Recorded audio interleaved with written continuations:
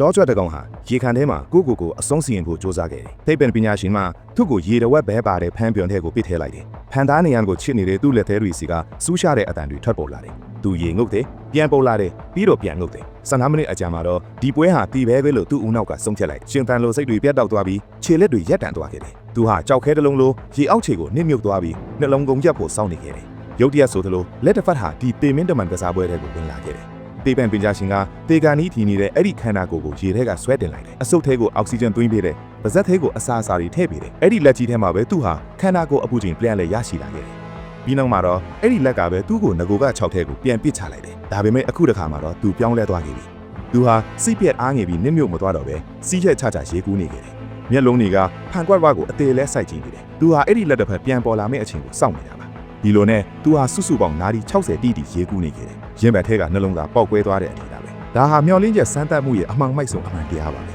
။အဲ့ဒီကြွက်ဟာတေတဲ့အထိရုပ်တိပဲတဲ့တခုကိုအခိုင်အမာယုံကြည်သွားခဲ့တယ်။ငါသာကြာလေးရေကူးနိုင်ရင်အဲ့ဒီလက်ကအေကန်မှုချရောက်လာလိမ့်မယ်။ဒါပေမဲ့အမှန်တရားကတော့အေးဆက်လွန်လာတယ်။အဲ့ဒီလက်ပေါ်လာခြင်းဟာမင်းဘလောက်အထိစ조사အားထုတ်တယ်လဲဆိုတာနဲ့လုံးဝမဆိုင်ပါဘူး။ငါတို့ဟာကိုယ့်ရဲ့နာကျင်မှုတွေကိုတန်ဖိုးတွေအလွန်တချို့သက်မှတ်ရင်သေဆုံးသွားတယ်ကြတယ်။ငါတို့ကစင်းရဲဒုက္ခခံရရင်ကယ်တင်ခြင်းကိုဝယ်ယူနိုင်မယ်လို့ထင်တတ်ကြတယ်။ဇွဲရှိရှိစ조사နေရင်ကံကြမ္မာကိုစိတ်လှုပ်ရှားသွားစေတယ်လို့ထင်ခဲ့ကြတယ်။တကယ်တော့အဲ့ဒီမြေယာ6ကမ်းပါမှာမင်းရဲ့ဇွဲလုံးလာဟာမင်းကိုမင်းပဲစိတ်လှုပ်ရှားစေခဲ့တာပါ။